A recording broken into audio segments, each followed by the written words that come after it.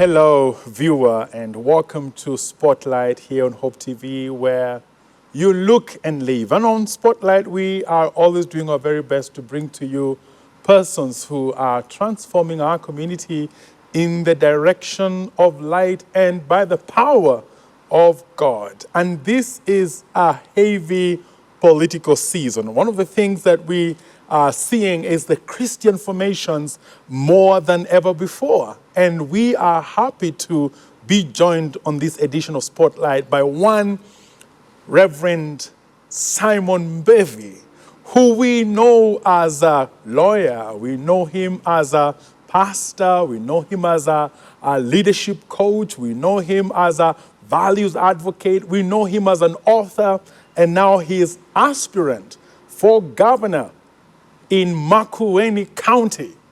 And we are happy to be joined by you, Pastor. Welcome.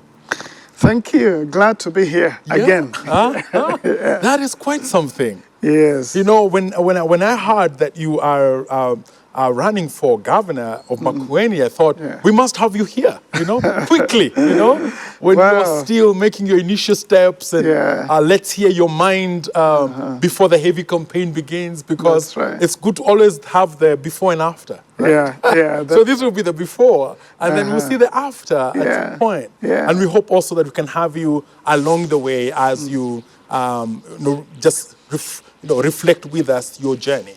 And again, welcome to Spotlight. And viewers who just want to know, how is it that you decided to run for governor, not senator, not MCA, not member of parliament, not senator, not president, but governor, and specifically of Makueni? Yes. How did you arrive at that decision? Well, that's a long journey. It's been a long journey. I was born in Makueni, number one. So I was born and raised there. I was born in a place called Ukia village. That is in Ukia ward, which is in Makueni County. And I went to Ukia Primary School. And while I was there, actually, that's where this journey began. I began to get very passionate about poverty. I remember telling my mom many times as I came from school, we used to carry food to school, to primary school. And many times I would give it to other kids who don't have food. And I would go home hungry. And my mom would ask me, what did you do? And I would say, I saw other kids who needed the food a lot more. I would see women carrying water from the river. And I remember walking to one and saying, when I grow up, I'll buy a car and I'll come and carry the water for you to your home. Well, now I have a car and I've realized it's not that easy to go around. So I think I was passionate about my people ever since that time. And then I went into high school. And that's when it became very clear that I wanted to get involved in leadership eventually. I think some of the people who inspired me is Bishop Muge, the late, and just what he was doing, speaking fearlessly. Ndengi Mwana Nzeki, yes, as well. Those leaders who, I mean, they were courageous to stand up for those who could not speak for themselves. And that attracted me. So I ended up doing law and becoming a lawyer. Because of that, I wanted to train and be one who can speak for the voiceless. And especially, I was passionate about widows because my father died when I was very young, and I saw what my mother went through. And I thought, there are lots of widows whose husbands die, but they don't have someone to speak on their behalf. And they end up not in a good place.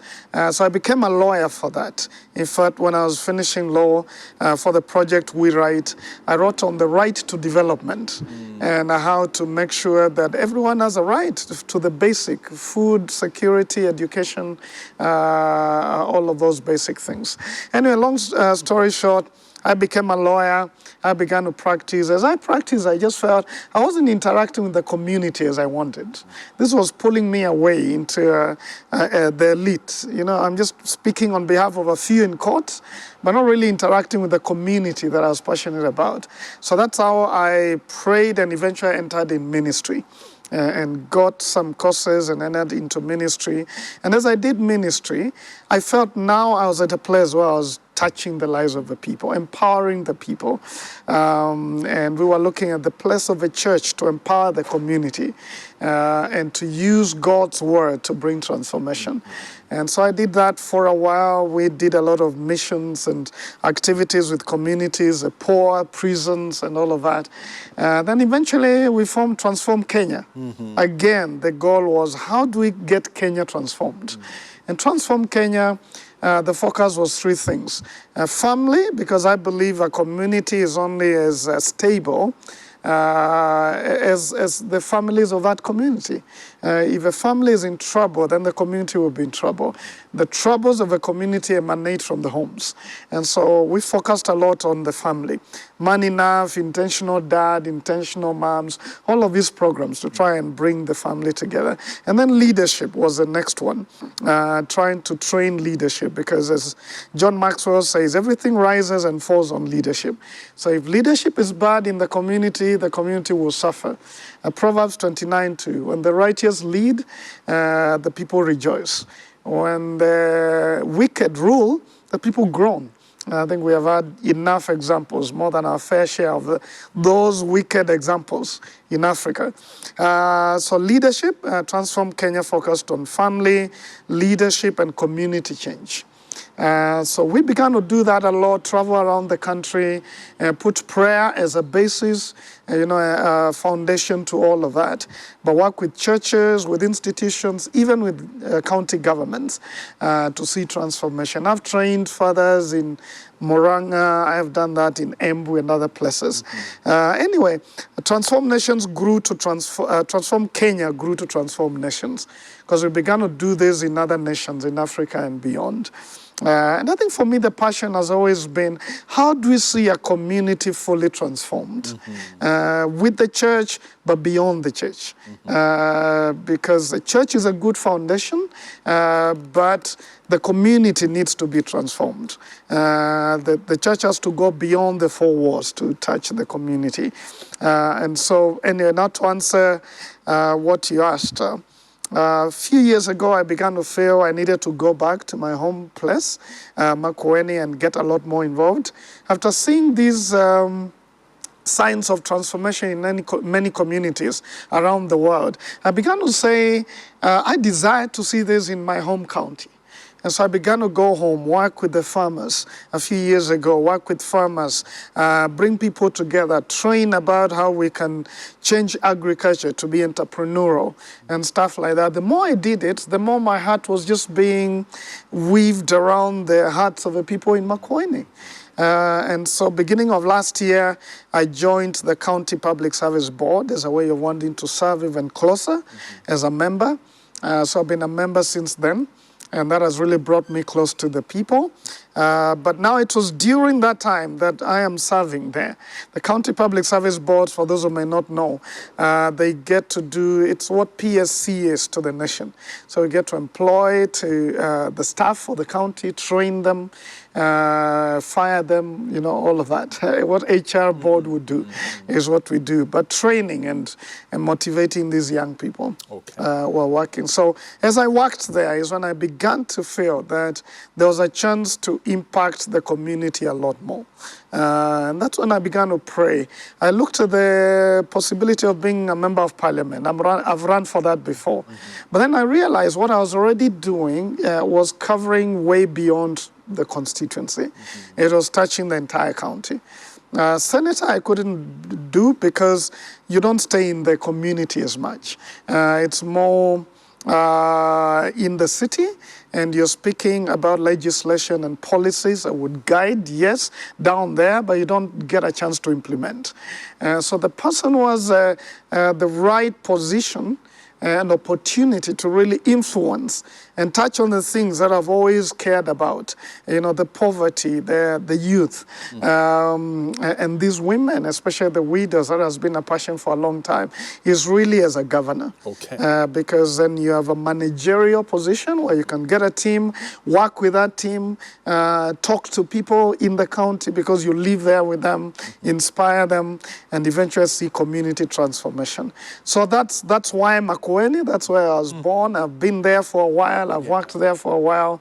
And my passion has always been, in fact, my life mission, my life purpose and mission is to be a catalyst for personal, family, and community transformation. Catalyst. Yeah, catalyst. Yeah, and I mean, that's quite a convincing background. And just maybe as you talk about people a lot, you've already been on the ground, ground, as we say. Yeah. And I'm sure you're moving around Makueni at this particular time. That's right. What's the feeling? What do you feel? You know, you begin to develop the sense of opportunity, the sense of the chance of victory, you know, the chance of being a strong candidate from pretty early, you know. Yeah. So what's the feel on the ground as you do that? Well, on the ground, I must say that people are hungry for good leadership. I've met a lot of people, no wonder the lethargy in terms of signing up, to be voters. But a lot of people I've met who have said, I decided I'm not going to vote and I wouldn't get involved. And I asked them why, because really we feel like politicians are all the same. They come here, give us heavenly promises of what they could make this place they get in, and we don't see much of that. So there are many who have told me we had thought it doesn't help anymore. Let whoever votes, whoever comes in, come. All of these guys are the same. And so I've stood there and told them my story and told them, to me, this is not even just about politics. It's about serving the people, and ultimately it's about serving God. I feel that there's a call in my life to serve God. And I'm doing this not because I want political leadership, but because really I want a position where I can continue to serve God as I serve His people. And I've seen, the light bulbs come on. I've seen many people have said, we like this.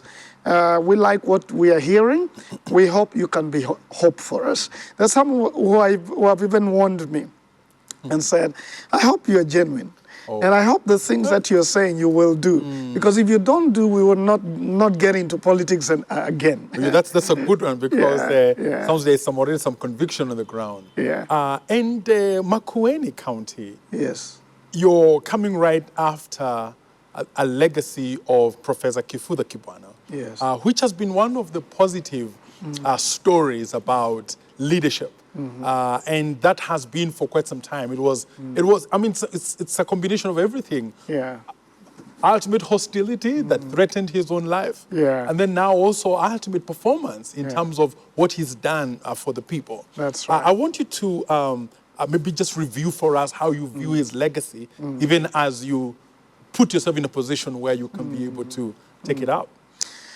So I would say, and Professor Kifutha Kibwana, the governor, used to be my teacher in college. So I admire him in many ways.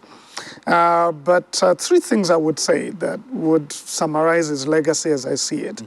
Number one is he's a very people person. So he has come to a place where he has strengthened public participation. So Makueni has been the place to go when it comes to public participation. He has empowered the people and told them you have the right to question and to get involved in budgeting and deciding which programs should run for you. So public participation, that has been big. Number two, of course, he has stood against corruption. And he has shown that he wants to serve the people with the money, not to amass it for himself. And he has pushed that narrative throughout the county. And so that's a good non-corruption or zero tolerance to corruption. It's a great perception in the county, which is good because then you don't want people misusing public finances. And that's something I want to build on, of course. Lastly, I think what I like about him is community mobilization. he's able to, I mean, we have seen pictures of him sitting down, talking with the people, taking tea with them in the village, mobilizing them and saying, we can do something together. He has done that. And I love that. So he has laid a good foundation. When it comes to health, for example, universal health care, he has done a great job. He has been one of the examples. He has laid some foundations of empowerment in terms of agriculture, some factories that he has started there. He has laid a foundation. You know, his motto has been, Kila nomba kalila. Every household, some milk, which means every household needs to get a share of what is in the county. But I think when you lay the foundation, it's time for the building. Yeah. Foundation is not a building by itself. It's just the beginning. And so I feel what needs to happen next is now say, okay, we have a good structure of universal health care. How do we take it to the next level? What else do we do to make sure that all the dispensaries, hospitals are working and they're equipped and that we have the right kind of people?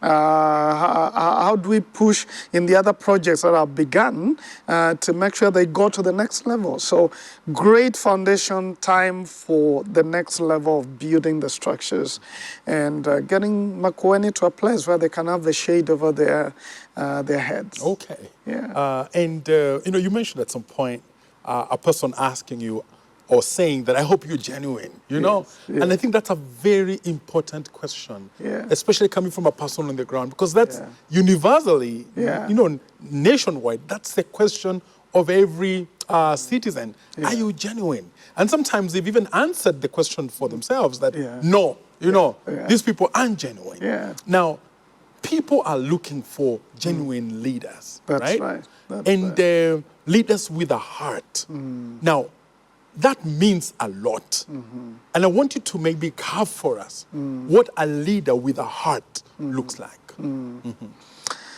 Excellent. I think that's a very good question. And I'll give an example from the Bible that has really defined what I'm doing down there. In Acts chapter 3, there's a story of John and Peter going to the temple at the hour of prayer. And then they get to the temple, the gate called Beautiful. It's a beautiful place. But then there's an ugly situation there. There's a guy who is borrowing. We're saying, give me something. And they stop and they look at him. Peter looks at him and says, look at me. I like that because that's a concern. You know, everybody would pass there, maybe throw some coin. But he stood and he looked at them and said, look at me. I want to see you. And I want to talk to you as you look at me. And then after that, he told him, we don't have what you want. What you really want is a silver coin. That we don't have. Silver coin or gold coin we don't have. But what we have, we'll give it to you. And he said, in the name of Jesus, rise up and walk. And then he held his hand, reached out to him. He touched him. You know, you can imagine all the others were just passing there. He looks at him, touches him, and helps him up. And the power of God strengthens his limbs. And he actually stands on himself. And then after that, he runs into the temple. And, you know, there was a commotion there because they saw that. This is the guy who was borrowing. That, to me, is a definition of leadership that cares. For a long time, we have had leaders who really don't want the people to come up. They want to sustain them with handouts. You know, we give you this, but we keep you at your state because then you continue to need us. I think a real leader who cares, number one, they see the people for who they are. He stopped and sees. And number two, he was touched enough by this condition to say, I won't just give you some little money, handout. I'll give you a hand up. I'll raise you up so that you may have the dignity of, looking for money for yourself. Because if I give you, you remain dependent.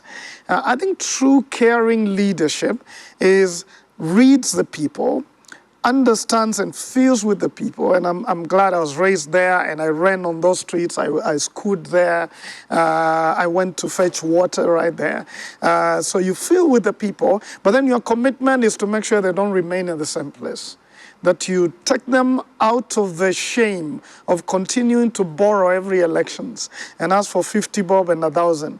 to a place where they can get the 1,000 and never need your money, but they can walk on themselves. I think that to me is genuine leadership. Okay. You care enough for the people, not to let them remain in the same state, but to raise them up, empower them, and let them be able to, with a great dignity, stand on their own. You know, that's a big word there, Yeah. dignity. Yeah. And raising the standards and lives of the people. That's now, staying with the theme of every house some milk, Yeah. right? Yeah. And you having been, in a big way, a family champion, Yeah. right? Yeah. Now, how can we as a leadership, let me say you as a leader, Yeah. how can focus on the family, you know, apply at a political level? I think it's applicable, and I get that principle also from the Jubilee principles, Leviticus 25, how Israel was a family-based economy. And you remember after every soft, and was it 50 years, then the means of production would revert to the family. Those who have sold their family, because it was an agricultural economy, so the means of production was the land. So after every 50 years, even those who have sold the land and become slaves, they had to be given back their land so that they can have a means of production. So this is how I see it applying. As I said, the governor said every household some milk. I want to take that to the next level. I want to say every household a cow. And it's not just the cow, it's a means of production. How can we empower you as a family so you're not just getting milk from the county, you're empowered enough to produce for yourself, you drink some of the milk and you sell some more, and then you help your children. This is my thought. Instead of increasing bursaries, we should see them reduce because the families can pay for school fees. Instead of increasing dependence on those who come to the county for help, we want to reduce that because then the people can pay. And it's more dignified for a father to pay school fees for his child than the county to pay for you know, it's like sidestepping his right as a father to do that. We're denying him their dignity and responsibility for his own child. He needs to be able to do it. So the way I see it is empowering communities. And this is how I plan to do it. You know, different parts of a county, because weather is different.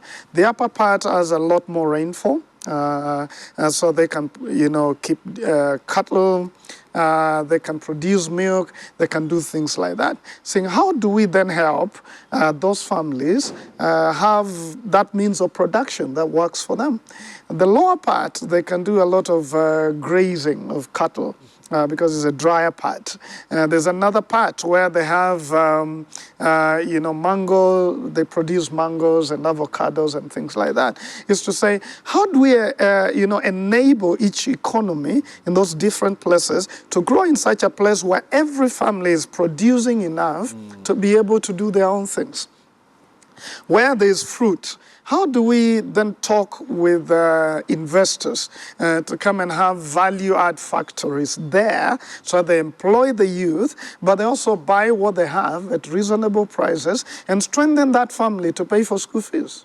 Where there's, they can keep, you know, dairy cattle. And then we say, how do we support them so that each family will have some? Okay. And then we also have a way of making sure that milk gets to the factories so that it produces enough money for them. So where they keep goats and others, how do we also help them? So ensuring, strengthening the economies so that the household, as a farm, they're farming in a way that they'll produce enough to support themselves. You know, I think when you look at agriculture in this country, it's more a hobby than it is a business. You know, people plant beans and maize, and when you look at what they have put in, it's more than what they get out. And then those in town, we sponsor that hobby by giving money and buying fertilizers and all of that. Some of that agriculture doesn't make sense. So it's working with the different regions and say what makes sense here in terms of agricultural economics. If maize and beans doesn't make sense, then why produce it? Let's do something else that will empower every family here that has a piece of land to be able to stand on their own. So looking at it in that way, and making sure every family has some means of production. It's one of the great aspects I've picked from your conversation there. Yeah. Is the mention of the word dignity. The dignity of the people. That's and it's amazing, I mean, just reflecting with you, how you can say that we should not increase the bursaries. We should empower the families such that they know they can pay with a cow. They know they can pay for school fees. And that family, the father, the parents, the mother, they feel they have dignity because they can do it for themselves. Excellent. I mean, that narrative of dignity, I think it's a great narrative. We'll come back to it. When we take a short break. Let's take a short break because that's big. We want to hear more about this narrative of dignity because it's big. It's really big because you see that a lot of Kenyans are struggling exactly with that.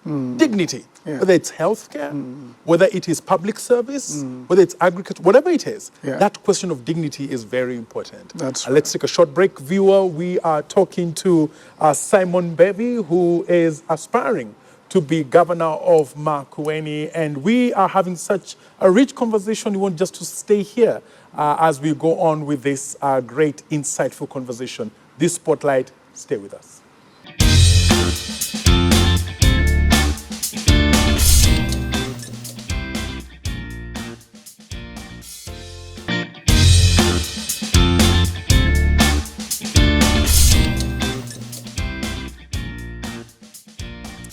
Viewer, welcome back to Spotlight, and we are talking to Simon Mbevi, who is aspiring to be governor of Makueni County. And just before the break, we had a very exciting discussion around dignity, the dignity of the people.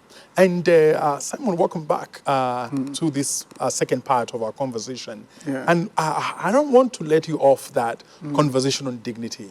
You've talked about every house. You're coming from every house some milk. Now you're going to every house a cow. And one of the things you've said is the need for how that establishes or increases or strengthens the dignity of the home. What other areas are you looking at when it comes to having the dignity of the people of Makueni lifted?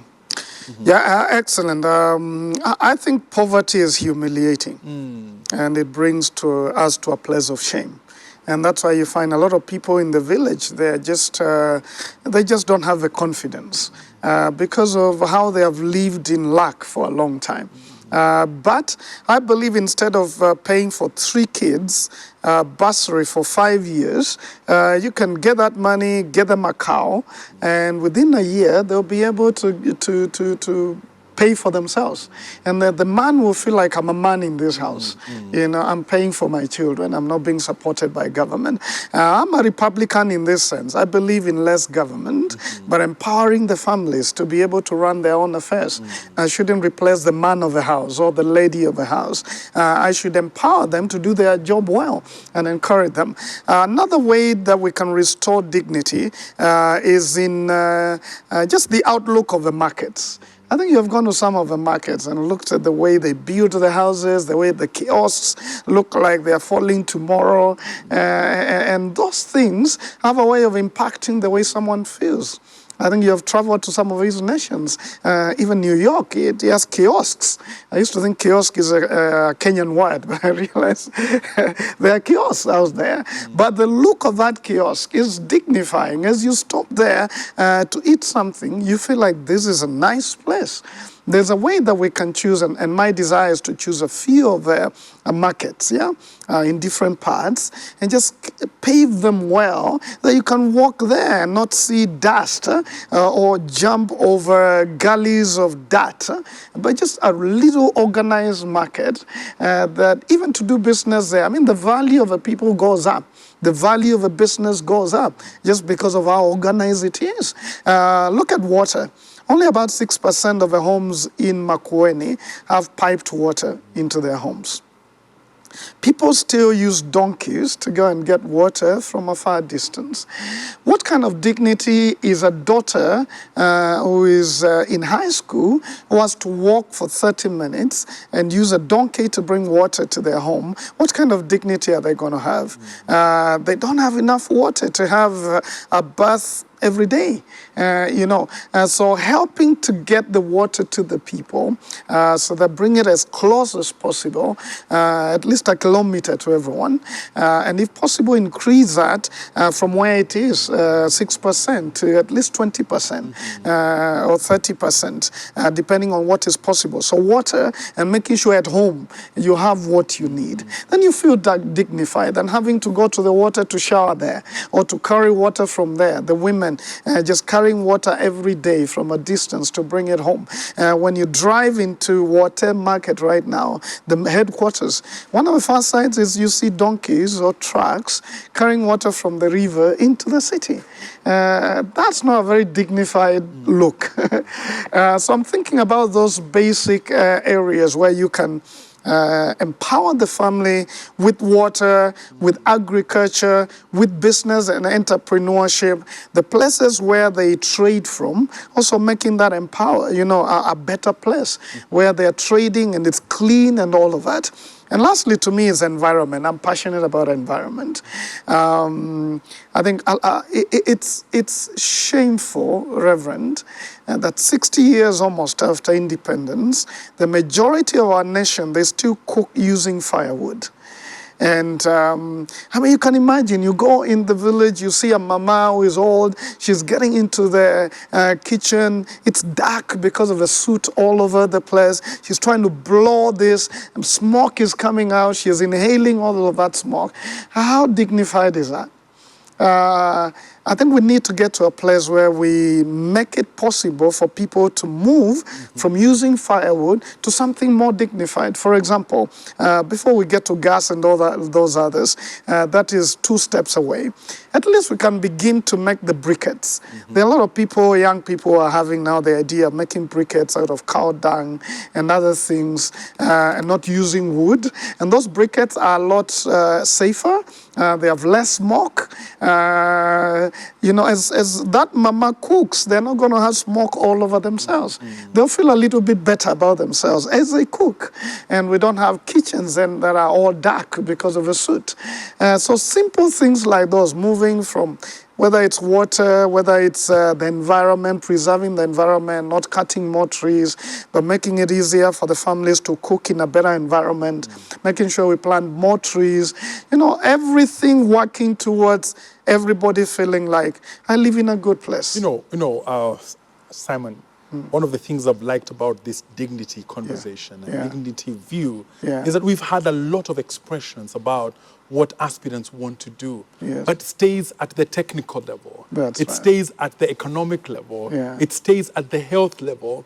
It stays at the facilities level. But I've not had yet. It trickled down to the heart, to lifting of shame, and to dignifying the people. And may that narrative, be out there more, because that is really touching. It expresses the real impact on the person. You're more dignified. You don't have to get that smoke in your eyes and in your nose and into your body. Get into a dignified space. Your kitchen, your toilet doesn't have to look like this. You can do something a little bit more kiosk doesn't have to be all this paper and get used to it. That impact of dignifying the people. Fantastic. And also teaching the people to understand what they have. Because resources we have, I think, to me, I think we need politicians who are preachers right now. Like Nyerere, like Martin Luther King Jr., who are going to preach and tell the people what they have. It's like Moses being told, what do you have? And he says, I have a staff. He's being told, it's with that staff that I'm going to raise you up to lead my people. And being able to go to communities, that's, one of the things I'm looking forward to as a governor, is moving from one place to another and talking to the people and letting them know you have what it takes. You can change your narrative. And you see, you have one of the gaps that we have Yeah. is exactly that. We lack leaders who inspire. Yeah. You know, Yeah. as you say, it's interesting. We need leaders who are preachers right now. Yeah. You know, Yeah. who can tell people Motivational speakers, what they can do, Yeah. right? Yeah. And I know as you speak about this, our viewers are wondering. I mean, have you picked your party, the one that you're going to run with? That's a good question. I ran before 2002, and it's a party thing that messed me up. Because I got into a party, they didn't respect values. So I won the nomination. I was announced the nominee. It was even in the papers. But money exchanged hands, and I was in the nominee again. And of course, that affected me, and eventually affected the seat of the party. They lost the seat there. So I haven't. I'm in the process of doing that. I'm looking at a few others. I think in a few weeks I'll be able to announce which party I'm with. But right now I want to be in a party that respects certain values. Unfortunately, we don't have parties that have values and ideologies in our country. So that's sad.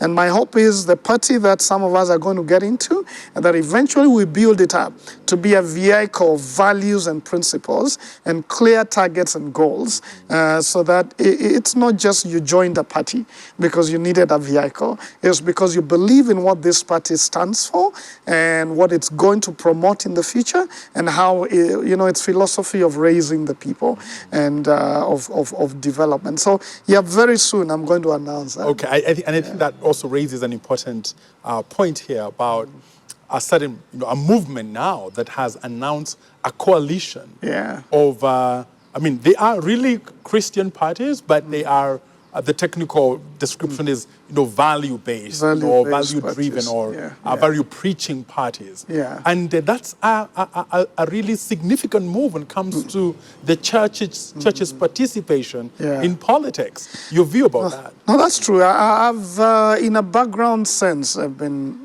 part of it. A lot of the people are leading it. The Eagles National Alliance have been my friends.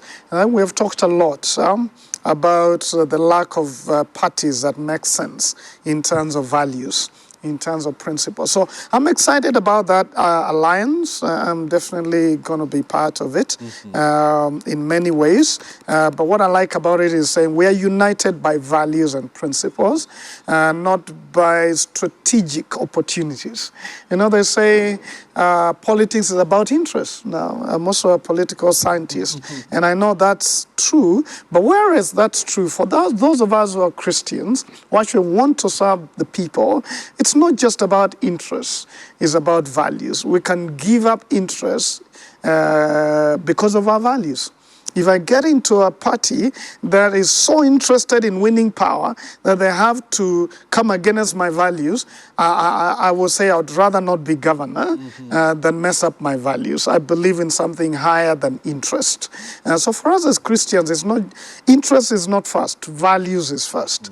And then interests. And the interests are to serve the people. They are not personal interests. So I'm excited about that alliance because we're coming together to say this is what we believe in to achieve a certain end.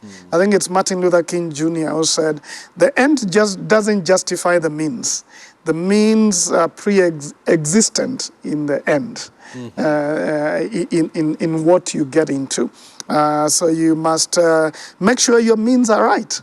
Otherwise, you may get to be a governor and you've messed up a lot of your values, and now you're compromised. And once you compromise, it's compromise all the way. Okay. So I'm happy about that, and I hope that those who believe in values, and the Christians especially, are going to come behind that and not just get excited by all of these people with a lot of money, but be able to say, we see what we believe in here, and we will go for it. It's not about the excitement as it is about these are the values that can eventually deliver our nation. Okay. Yeah. Let's stay with the church because we see externally the politicians at large feel that the church is a place they must go. Sunday in, Sunday out, they must go to the church, meaning that politically it's a very rich bloc. Yeah. Now, But it's interesting because the church itself, apart from being rallied by others, has not quite in the near past rallied itself, to make a particular political statement and therefore, for instance, support value-based candidates. I mean, your view about that? Well, I like talking a lot about church and politics. I don't think the church then should subscribe to a party, as it were. But I believe the church should be able to stand with the values they stand for. If I am Mbevi, I don't want all the churches coming and say, this is our candidate. But I want them saying, this man stands with values that we believe in. That's enough. This man stands with values that we believe in. We're praying for good leaders. This is a good leader because of values, not because of anywhere that they come from or the tribe. I think before, it's been an issue because we stood and said we support that candidate or we are pro this because of the alliance of tribe. And that caused a lot of trouble. But if our mobilizing as a church is around values, then we are right. No, what else do we stand let's stay for? with that because that calls for education. Because sometimes the Christians who sit on the pews want to do exactly what you've said, but they don't have that education, they don't have that knowledge, they don't have that philosophy, so to speak, as part of their Christian faith. Now, talk about the role of pastors in empowering the Christians to have that philosophy. Yeah, definitely. I think as Christian leaders, we need to teach the people who come to church and say, as a religious body, we're not going to be to take sides politically, but we're going to stand for what we stand for. I mean, we celebrate the late Muge and all of these other people because they stood and said no. We fault what the government is, or what that leader is standing for. We can't support that. So it was on values that they faulted leaders. It should be on values that they point at the right leaders. And we need the church leaders to educate the people and say, guys, as you go, in fact, before I've gone on record as talking about the 5 C's that we should teach our congregation to look at. And sometimes I go to some of the churches I've been invited in the county to preach. So I go and tell them, I'm not saying you just support me blindly, even though I'm a candidate and I would love that. But I'm telling you, these are the 5 C's. Look at them.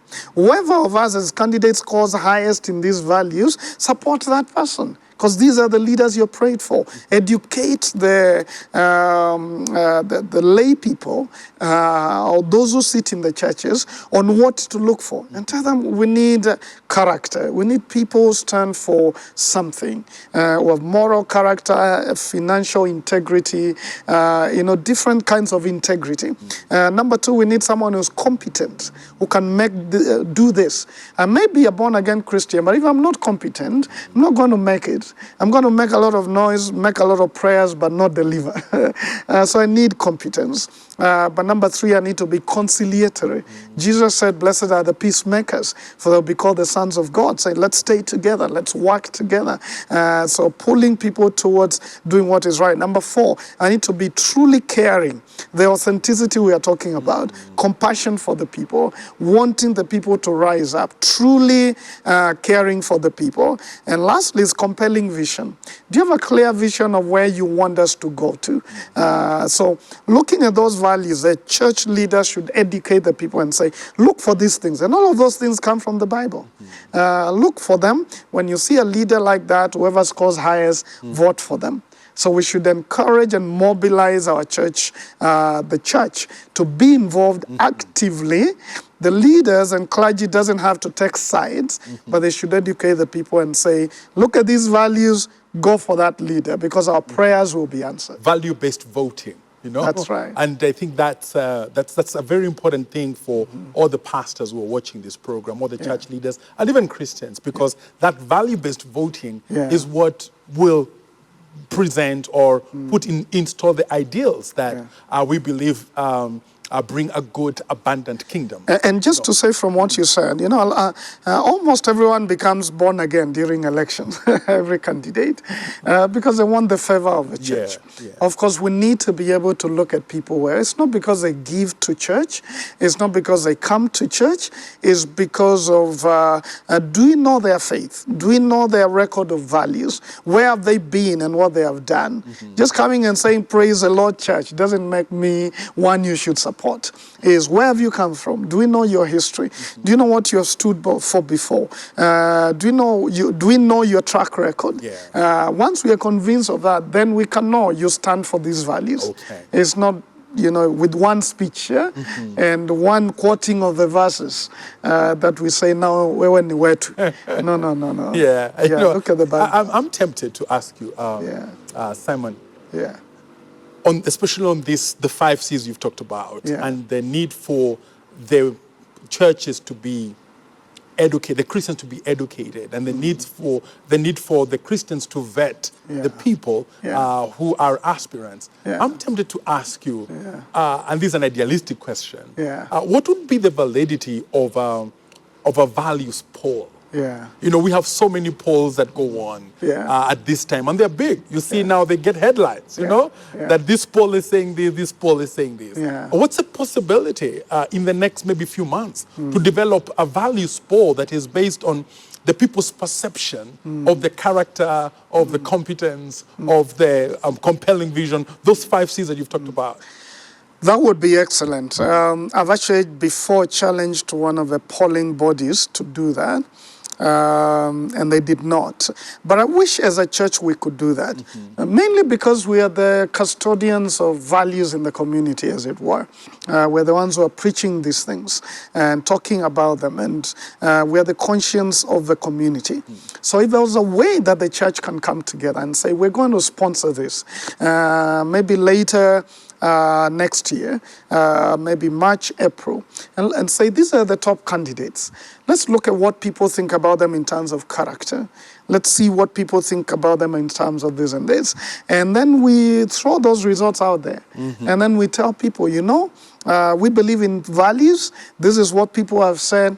You know where to go. That would be great. It would be influencing the results of elections in a positive way. I think we should not abdicate our responsibility to be prophetic. And that's part of being prophetic.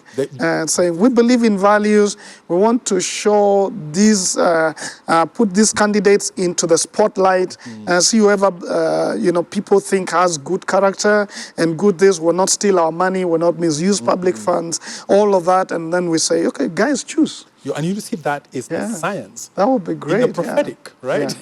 Or the prophetic in the science, depending on how you see it. Using science to now speak prophetically to the people and say, you can't choose a person who is perceived to be a thief, who cannot explain their wealth, who cannot explain this and this. I can already see some people who will not be comfortable at all with this. But I hope that there are people who are hearing this and they can already get into a place where they can do that. And I like the fact that the church would be one of the best places to have this vote, this poll coming out of. Now, there are many things I want to ask you, but I hope that we'll have other sessions with you as we go on. But I want to ask you about money.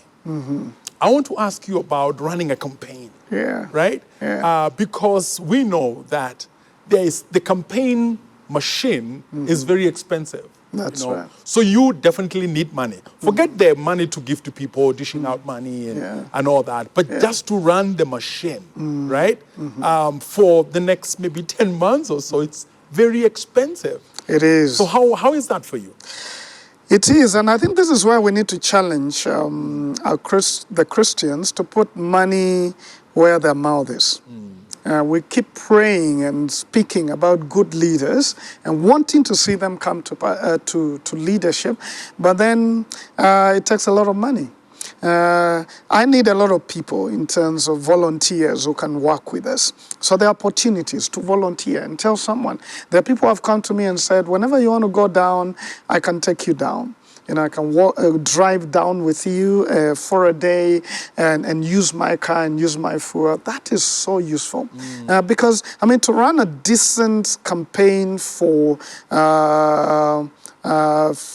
governor, you need at least 50 to 100 million.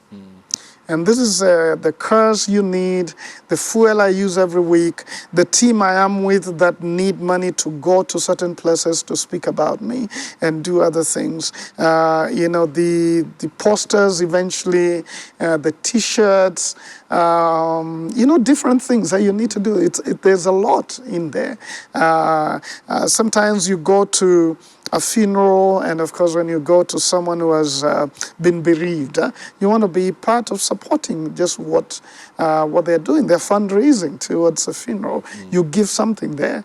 So it's really demanding. And I think I've come to the place where, and I'm so grateful to a lot of believers who have come to me and said, we want to give. How can we give? 5,000 every month, 2,000, can we give you a one-off to help you do something? It's a lot. It's a lot, and I appreciate those who have given. And actually, we have created a website where people can give. And I hope we can do that for all the Christian candidates, the value-driven candidates. We say, we'll support you. You know why? The others, they get support, the other candidates. Someone comes to them, and so I say, I know when you get there, you give me a tender. So I'll give you this 1 million because I know I'll get it back. I can't do that as a Christian. I'll say, if you qualify, you'll get it. But I can't promise you. I would say, you go and apply. If you qualify, you get it. So I can't get those kinds of money that come from businesses because they know they'll get back what they are giving. And then I need other people to support me who believe in this cause. So you're not supporting me as Mbevi. You're supporting me as the value cause that you've always... Because you believe in my values. You believe in the values. You believe in the leadership that I promise. Yeah, and that's what you pray for every day. Those are the leaders you're praying for. That's what you believe. That's what you get excited about if you get those kind of leaders. So why don't we work together to make this happen?